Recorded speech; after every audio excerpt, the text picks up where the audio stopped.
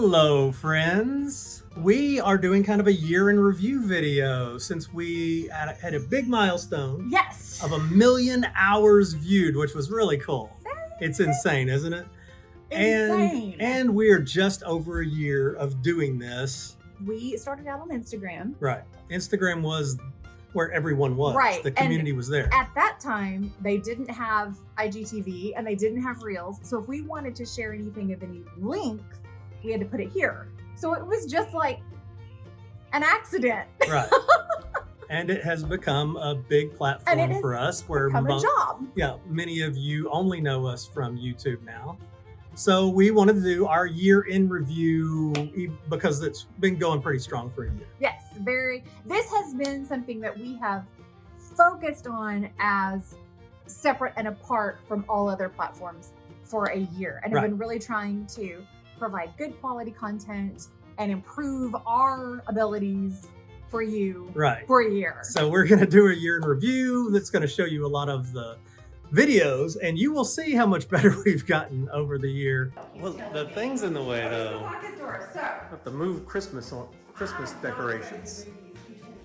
With our equipment and knowing what we're doing, she's always been great at speaking, but the video quality definitely gets better.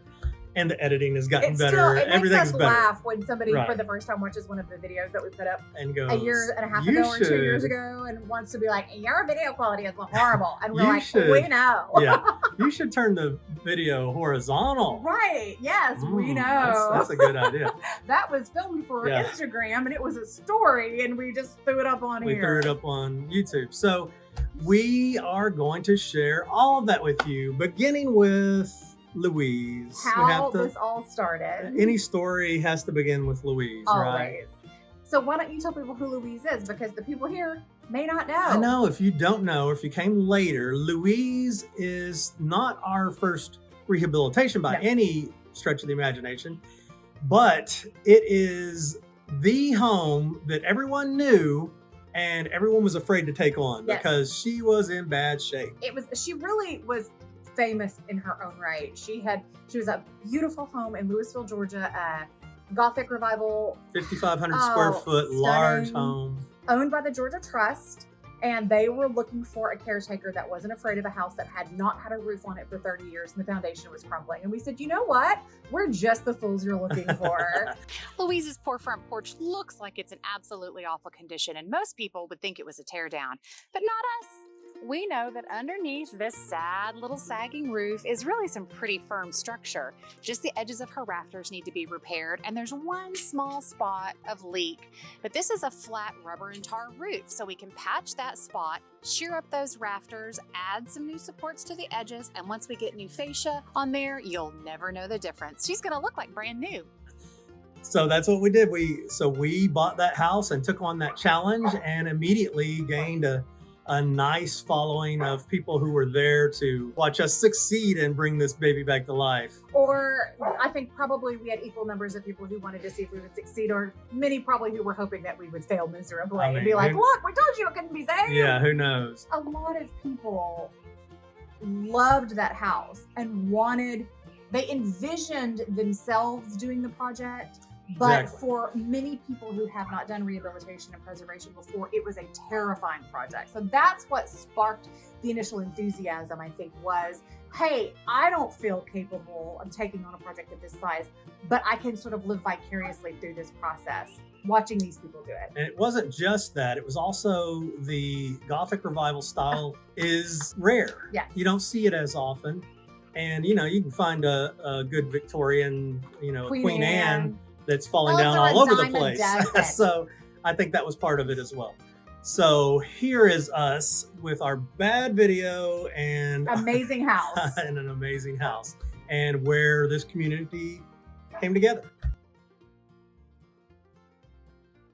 All right, so I wanted to give you guys a tour of the exterior, mostly the porches, and then the bad stuff that's going on in the back of this house. But first, let's take a look at this beautiful painting that my wife did. So we worked really hard this week, scraping paint, getting this ready. And so this was a test, but we're pretty happy with it. So we think the colors are pretty much going to come out like this.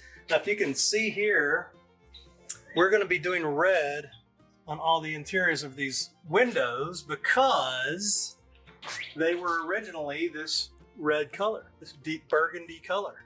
This angle gives us a good idea of the enormity of Louise. You know from the front that she's big, but it's not till you're back here and you see these L's that you get an idea of just how huge she actually is.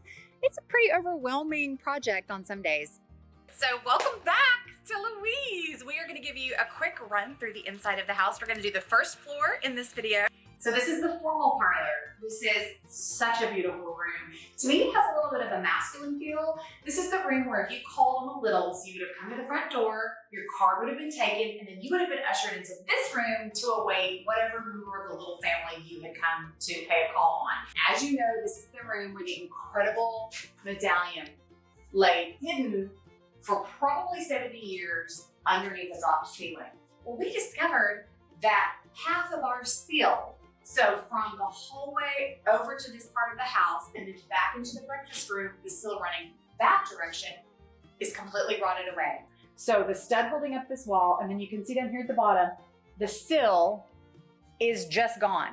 This part of the house is basically floating. This whole area was the Powder Puff Beauty Salon in the 50s.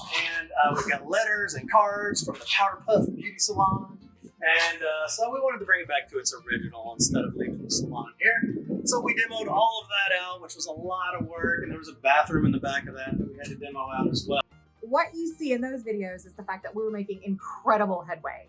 And we bought Louise March the 23rd, also the beginning of the pandemic. I actually remember driving to Louisville, Georgia, and people were going into a gas station and it was all talk about the pandemic. And I remember thinking, I'm like witnessing a historic event right now. Exactly. It was a real moment of awareness of something big is happening. We were making incredible progress. We had the roof completely replaced, which was a big deal. Our friend Dwan Giesbrecht of Heritage Roofing and Gutter took on that project with us, did an amazing job. And yes, you're correct. It was a monumental undertaking again. What was the roof pitch? Yeah, I'm not going to remember, but it was steep. It was like they had to tie off to do the roof. He does roofs all day, every day. And he was like, that roof was terrifying. We had completely redone the foundation.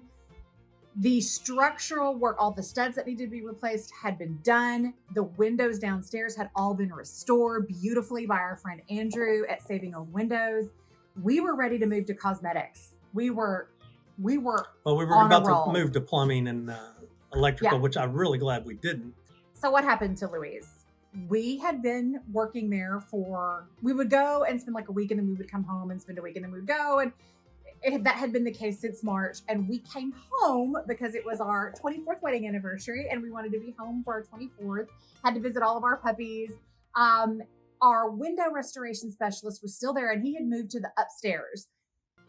He had been upstairs. He had taken out all the windows upstairs and we had demoed out all the lath and plaster upstairs because it was all delaminated and we were going to have to replaster the entire upstairs.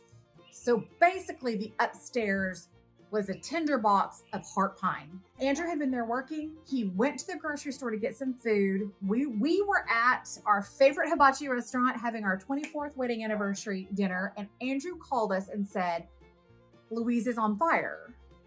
And my thought was like a tool fire. Small little, right? Little, like go get it contained. You left your heat gun on and you've got a spark. And I was thinking, well, Andrew, just stomp it out. Well, the reality was that one of those freak storms had blown through. Louise was the tallest building in Louisville. There was a lightning strike on the neighbor's tree. The lightning strike to the tree blew flaming debris into the windows that had been opened. And because Louise was made of heart pine, which is fat lighter, if you guys know what fat lighter is, basically, in 15 minutes, she burned to the ground. And our good friends there called us. You know, the fire department was on it immediately. They called us and they were FaceTiming us. And so we were watching. It was amazing how quickly it burned. I kept thinking almost completely. When they first called us, there were just flames coming out of the top, facing the house, the top left gable. And I kept thinking, well, okay, we'll have to redo that part, but that's okay. We can fix that. And my friend Gina Sapp, the wife of the city administrator there, was FaceTiming me and she was crying and saying, Lane, I'm so sorry. I'm so sorry. And I was in denial. I was like, no, it's okay. It's going to be fine. They're going to get it out. And then we watched it because of that, because of the windows being open, it created a draft. And we literally saw it crawl across, because there were windows all across the front of Louise. You just saw it move from the left gable to the right gable, and it was just engulfed in flames. And it was so hot. As a matter of fact, there was a flashover. It made its way down the stairway, and in the front entryway, there was a flashover. And it burned to the ground in 15 minutes.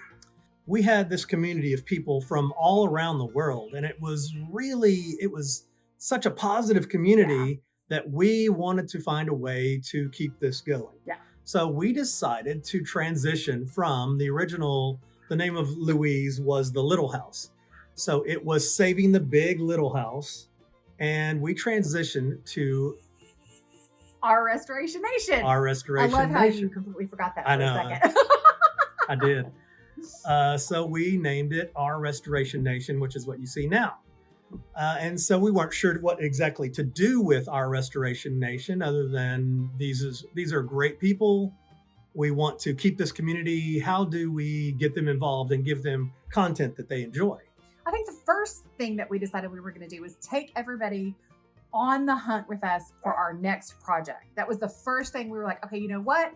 We've lost this project, but that doesn't mean we're going to stop doing this. So we've got to find our next project. So next thing we did was we went on the hunt for our next lovely lady. And we saw some beautiful homes and traveled all the way over we went to Florida looking, didn't we? And then came back through Alabama and Georgia and Mississippi. And, this, our territory, if you know us, that's kind of our territory, the southeast of America.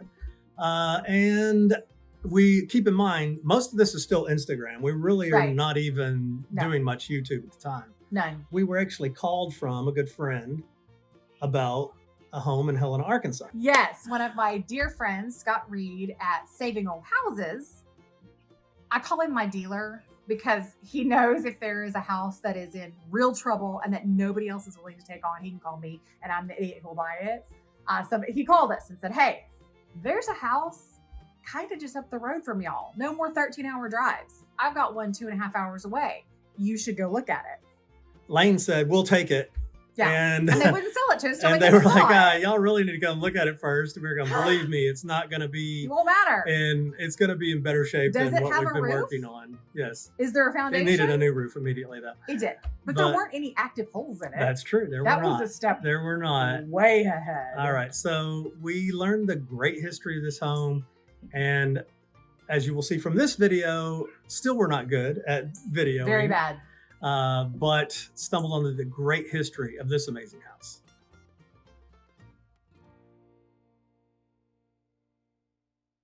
Hello, friends. Welcome to our detailed walkthrough of lovely lady Helen. I know we did just a real quick run through for you right before we bought her, but you got no history, you got no detail of the house, you got no look into what makes Helen special. So today we're going to take you inside, walk you through, and let you see what really makes this lady incredible. So what we have here is a property that was built as a spec home, and then in 1858, J.C. Tappan purchased the house. We actually know from the roof lines that we found in the attic that the portico was not part of the original structure. So when J.C. Tappan bought it and finished it, he did add the portico. We have another very traditional 4/4 Greek revival with her double portico, and all of that 1858 transitioning into Italianate purple design on the exterior. So let's talk about why they're different here and some more of the history of this house. So J.C. Tappan was an officer in the Confederate Army during the Civil War. So he and his family left this house during the Civil War. Usually the family members would refugee to other states or areas that were safer while the men were off at war. But it looks like for some research that we're doing that Mrs. Tappan actually went with her husband to battle and followed and stayed with him during the Civil War. When the Union forces came in and occupied Helena, the Battle of Helena is a huge battle in Civil War history. If any of you are Civil War buffs, you've heard of the Battle of Helena. Helena is a very important city on the Mississippi River, both to attack and take Little Rock, the capital of Arkansas, which was a Confederate state, and then to hold Vicksburg, which is slightly downriver, also on the Mississippi. Helena was crucial. So Union forces came in here and they took Helena. The officers, led by a Colonel Bussey, garrisoned inside this home. We have historic photos where you can see Helen, where you can see the house, and all around her are encampments of Union soldiers. And we know that the officers garrisoned here. We also know that William Tecumseh Sherman, on his march to the sea, came through Helena, Arkansas, and stayed in this house for a period of time. So William Tecumseh Sherman, the man who won the Civil War for the North, stayed in this house and made battle plans for taking Little Rock from this location. We have all the original casings, baseboards, and door surrounds. This woodwork has always been painted. I know we're going to get some comments. I can't wait to see that woodwork stripped. I can't wait to see it stained. Research shows us from scraping and analysis that this woodwork has always been painted, which again, very common of the Greek revival period of this home. So 1858, the trend was paint your wood. It was a sign of wealth. Either paint it with a solid color or paint it with a faux mauve finish so that it looks like something else. But it probably, we know it was never stained. That would have not been de rigueur when it was built. We have our original plaster cornices all the way around the room. There's a little bit of loss, but very manageable. Let's end the tour with our pretty much favorite space in this entire house, right out here.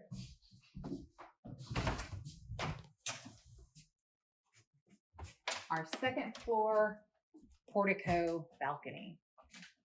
So as we are videoing, so we began videoing, I still can't say it. I got her tickled now. There should always be a blooper reel. I know. We began videoing. Yes. I did it.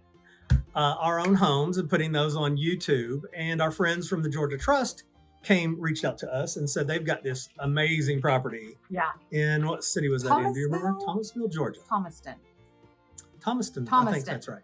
Georgia. Thomaston, Georgia, and said, would you please come and feature this on your YouTube channel? And we were still going to back help and us sell forth to Louisville a lot because we had to demo Louise, and that was a big deal. And so it was on the way. So it was on the way, and we're like, sure, yeah, absolutely, we'd love to do that.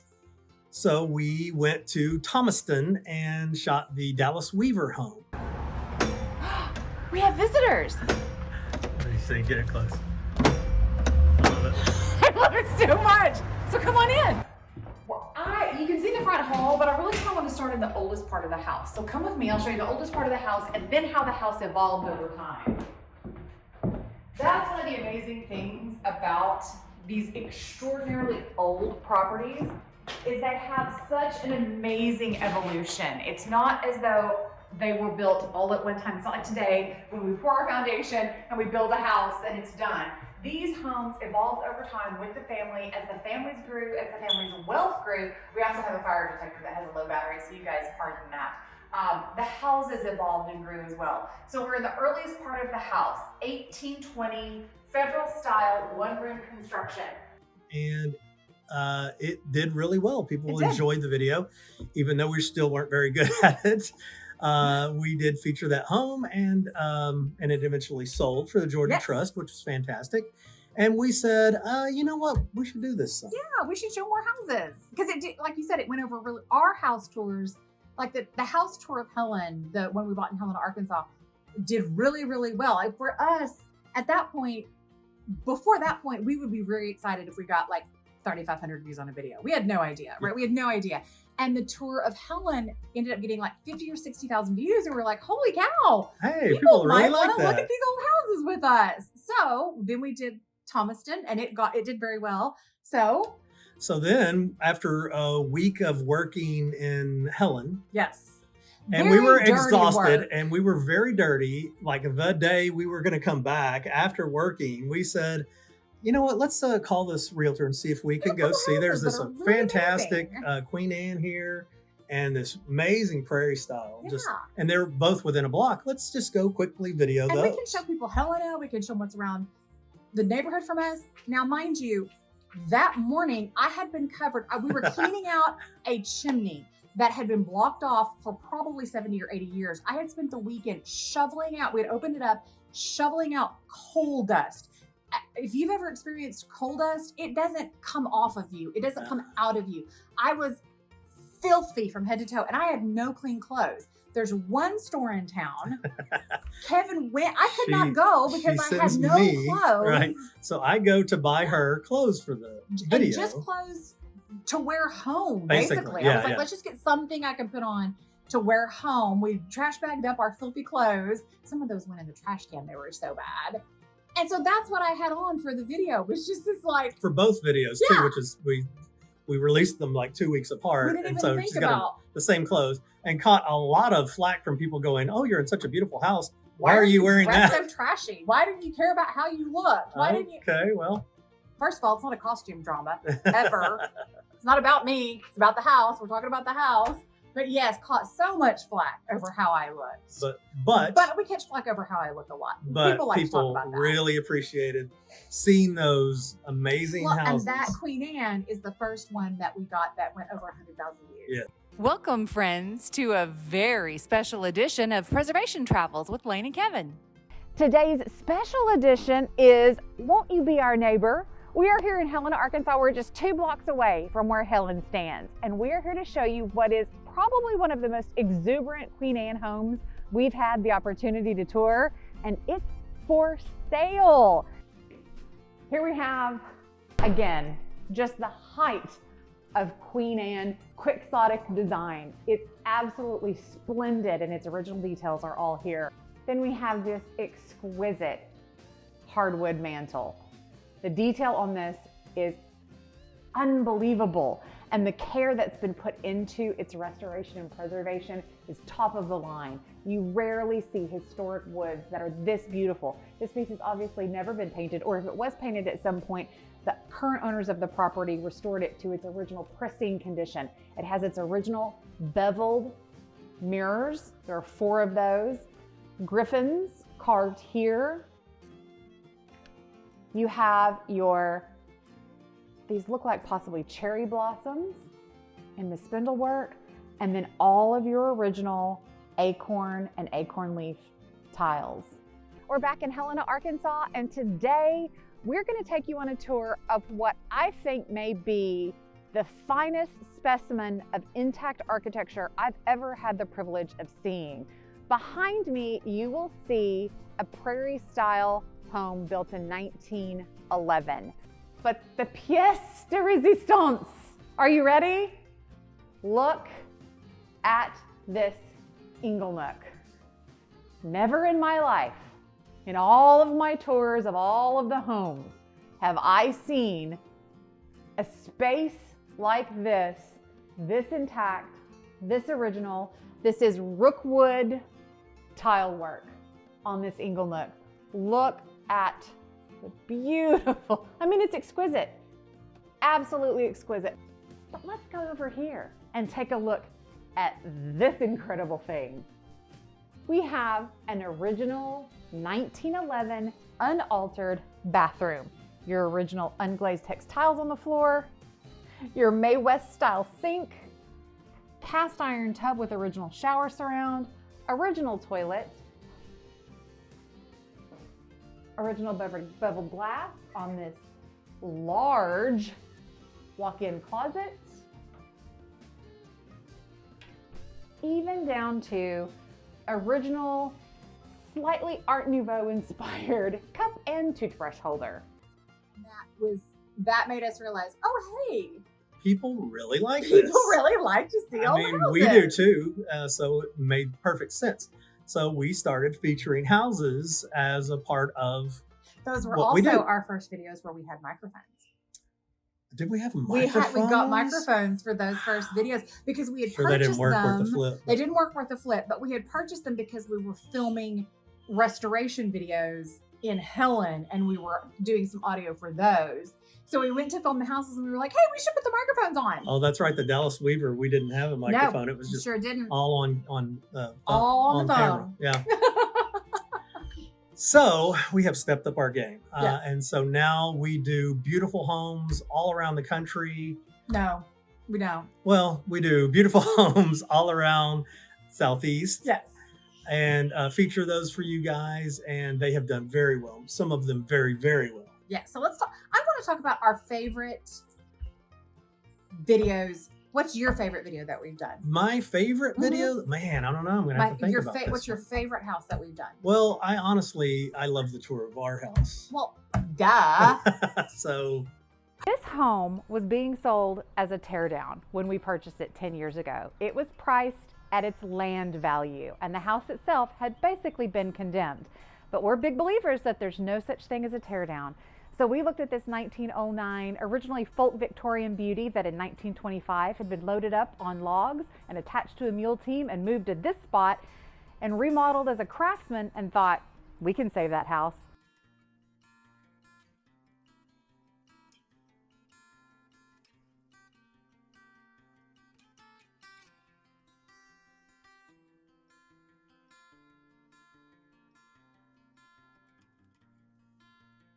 Which has also So- changed pretty markedly since we did it. That's true. It's always changing. yeah, I at live least we here. had the new kitchen done. We did, yes. Well, that's nice. I'm glad that you love that one. Yeah. No, what's your favorite? Well, I'm going to negate this one because obviously it's your favorite. Gosh, that's hard. Hang on. I got to think about it. Probably Melly. Oh, I know it's my favorite. Because when we did the first video of Melly, there's 2 videos of Melly. One of them has 700,000 views and is a terrible video. We'll explain that in a minute. And the other one only has 50,000 views and is a great video. But we went and did the first video with no intention of buying the house. Right. And then what happened, Kevin? And then we bought the house, of course. Yeah, but as we're walking through it, we're walking through it and videoing it at the same time, and both of us going, man, this house is We got to buy good. this house. We This gotta house buy is this house. really good. So I'm going to change mine to Melly's bathroom after. Oh, yeah, Because was I love just that bathroom thinking so much. That's probably truly my favorite video because it's the one chance where you all get to see what we do. Because a lot of people on the channel ask, where are your before and afters? Not understanding that while we've been doing rehabilitation for 20 years, we've only been doing this really for a year. Documenting everything. We have multiple projects going on at a time, and there are only 2 of us. We don't have crews.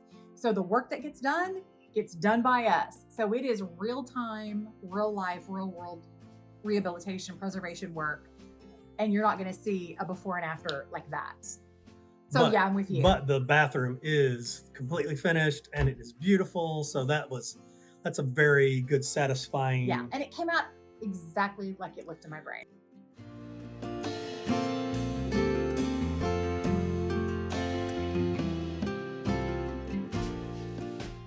But I thought you were going to say was the story of Marjorie May. Oh, yeah, that one is pretty amazing. See, that's the problem when you start trying to pick favorites. So yeah, it's that is all about the story. We bought Millie and Janie as a package deal. Basically, our long-term goal for that property is to become an urban farm, and it sits on almost 4 acres. So we bought all of it, and it had been owned by the same people, Judge Elza Clifton Bond and his wife Marjorie May, and we knew that. And part of the deal of the purchase was, hey, there's tons of junk left in these houses, and you guys have to get rid of it. Right. Which to us was like, oh, that's no problem. Treasure! Yeah, we're going to be looking through treasure for days. We had been doing restoration work on the property for a week, but we didn't have a video for YouTube. We put something out every Thursday, and we didn't have nothing that we were showing. It was all still the same stuff. We'd done several videos on foundation repair, and it was like, we know that people don't want to see another video on foundation repair. We need to do something else. What can we do? Let's just go dig through this room and video it organically, and everybody can see what's left in here. Is it trash? Is it treasure? Is it good? Is it bad? Is it all going to go to Goodwill? And that's when something amazing happened. That's when you opened the keepsakes of Marjorie May. Yes. And we had no idea at the time that this was going to be such a big story, because we started finding mementos from Marjorie May about to get married. Right. And we knew that Elza, to whom she was married for 62 years, had served very briefly in World War II. So we open up a trash bag. It's literally a garbage bag, and it says Ingram Memories on it, which Marjorie May Ingram. It's her maiden name. And we open up the scrapbook, and there are World War II articles, clippings, photographs. And so we assume this is of her husband. This is while he was at war. And then we find a wedding invitation that is not her husband. It is for a Clifford Laverne Fluitt.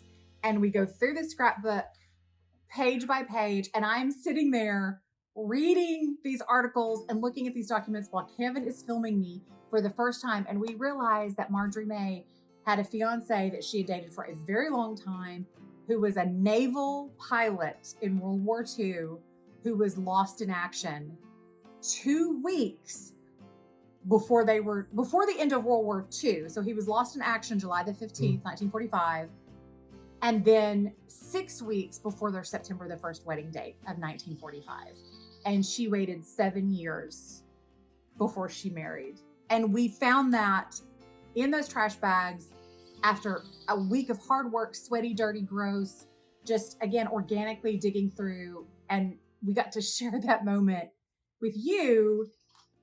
You saw it in lifetime with us. It was crazy. It was crazy. And we found her engagement ring, wings that he had sent to her, letters that he had sent to her. I mean, it was their Western Union telegraphs. It was their love story. Yeah. I mean, it was amazing. We have the letters that she received from the Navy, letting her know, saying that she was listed in his next of kin and describing his disappearance. The first letter is, "We're hoping to recover him." They were lost in a storm, and so they were hoping to recover them. And the second letter announcing that he was officially missing in action, presumed dead.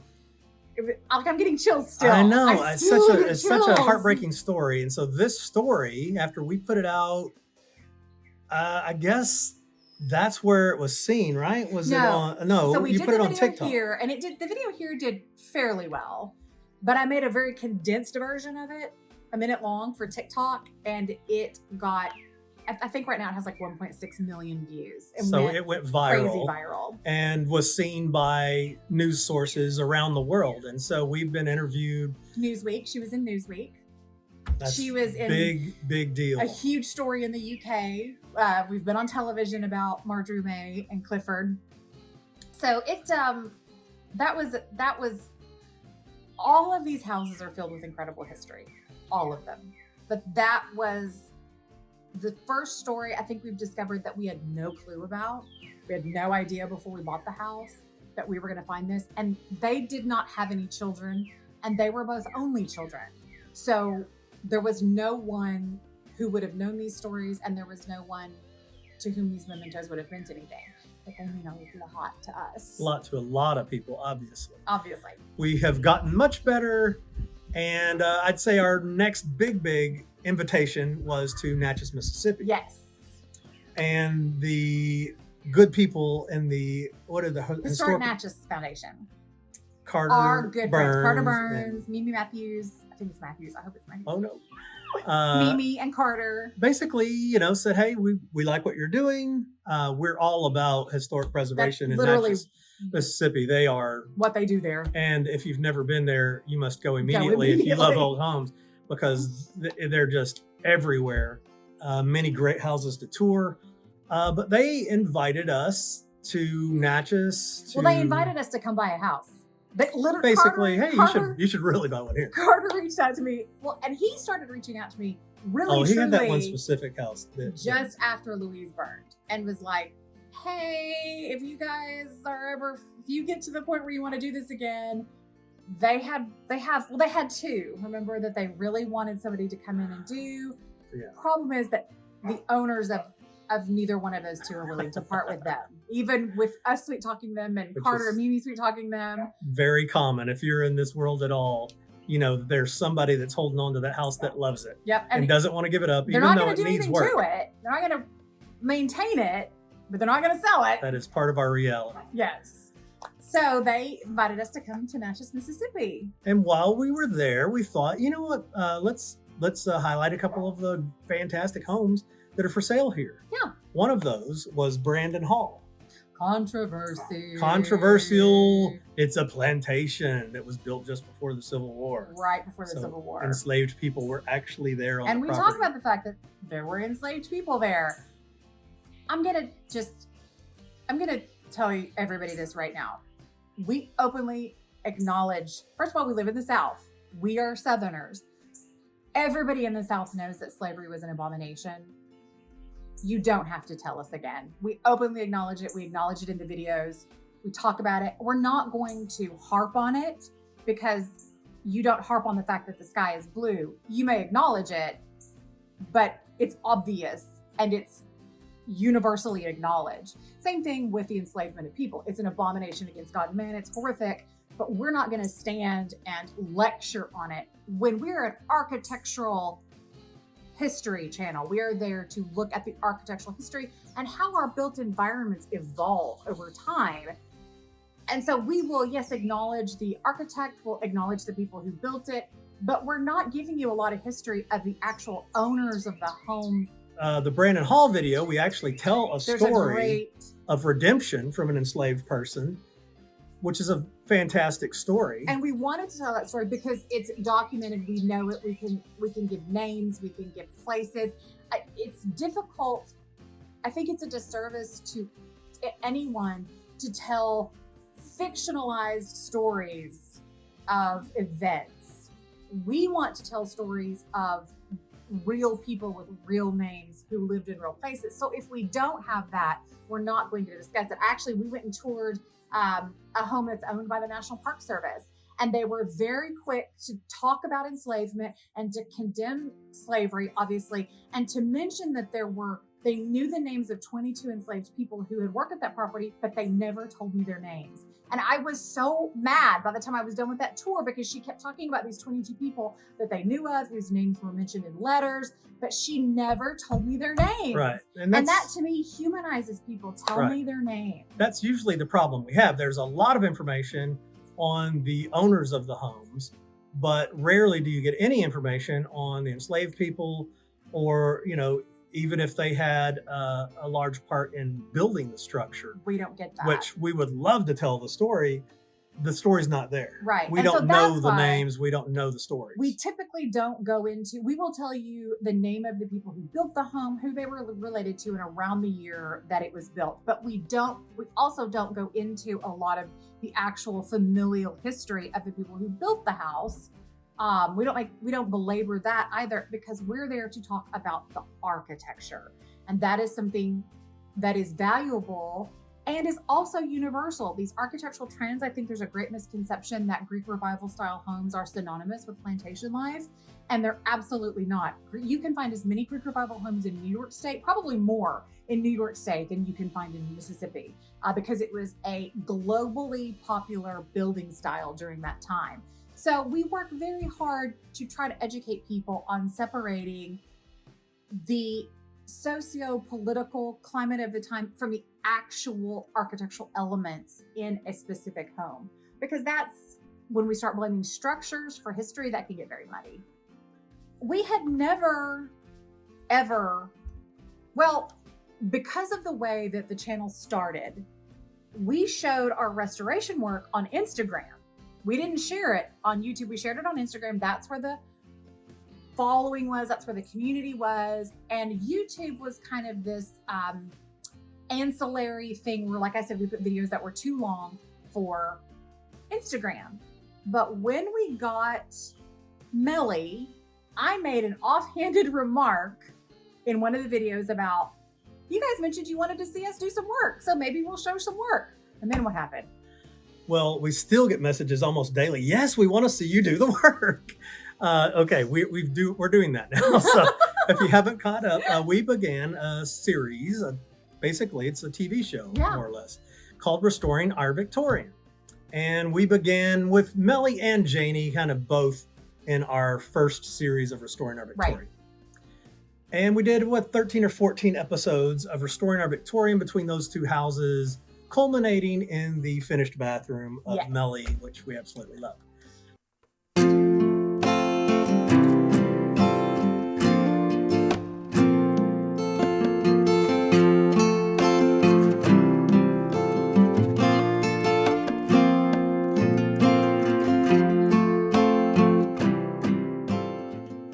Wiping down the last few little grout spots. Touch-ups. Tiny touch-ups. Basically done, and then Insert video here. So how's it going? We almost done?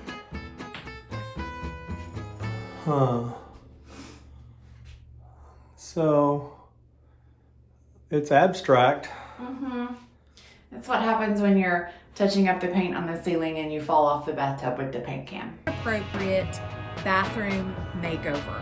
I think one of the fallacies that we hear in home restoration, preservation, rehabilitation all the time is that to make it look vintage and period appropriate, you have to spend a fortune. You can, right? But you don't have to. Taste and style do not equate to expensive. There are inexpensive, real people, real budget ways to make your space look timeless and classic, vintage appropriate, without absolutely breaking the bank. So then we had to, for all kinds of reasons, jump over to Natchez, Mississippi, where we've purchased beautiful Pearl. Have we told them how we found Pearl? What happened? Not really, Is that no. kind of funny?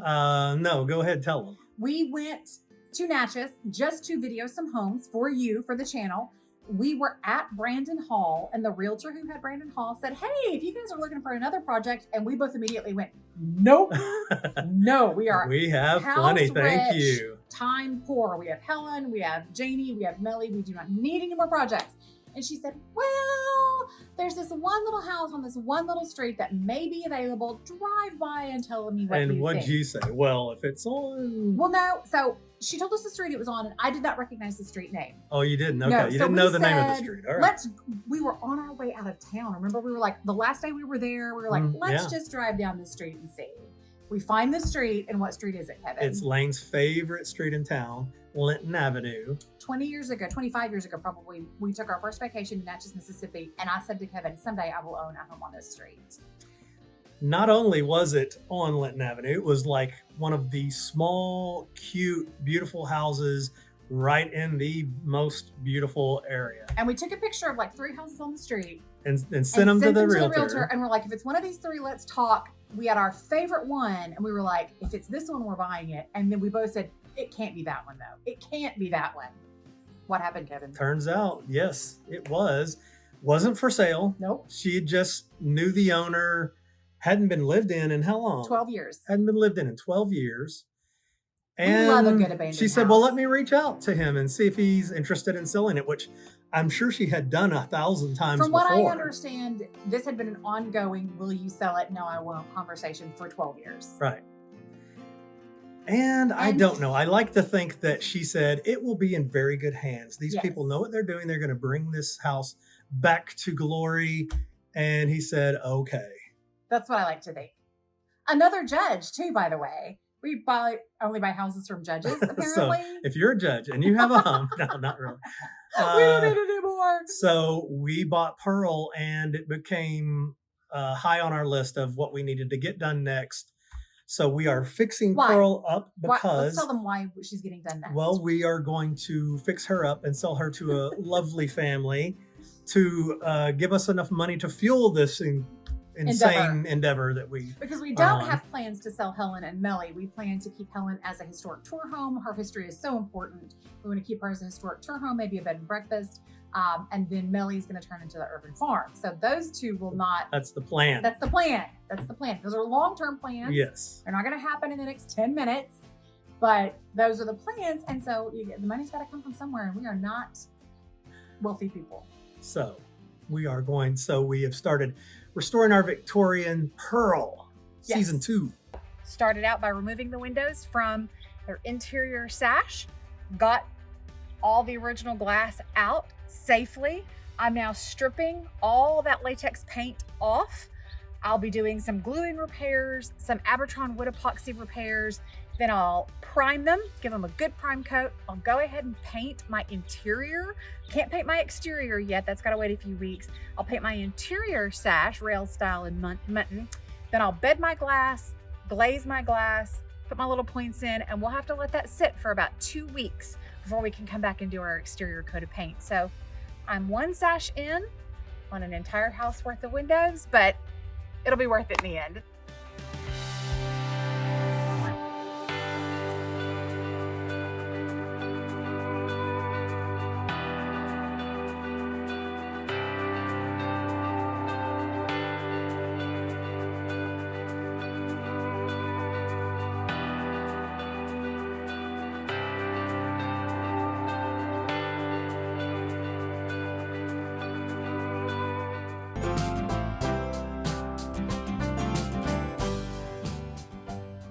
We are going to re-rope with our sash cord all of our windows. Even though we had 3 of them still working, we wanted to get the new rope in there so it'll last longer. We left our sash pulleys in, so I just weaved this down. Now, one thing I did do was I cut this about 8 inches longer than I needed it so that I could have room to tie my knot on the weight below, and then I'll trim it off. All you've got to do is tie your knot, thread it through your sash roller. You'll get it down under your weight pocket down there, and we'll tie it off, and I'll show you that knot there because we need a specific knot for this weight. So we want to tie a specific knot on this weight because if you just tie a knot, it could be on one side, which would hold the weight a little bit crooked, and it would basically scrape up and down. We want this weight to hang vertically in the pocket so that you don't have that sound every time you raise and lower your window. So I'm going to show you the knot.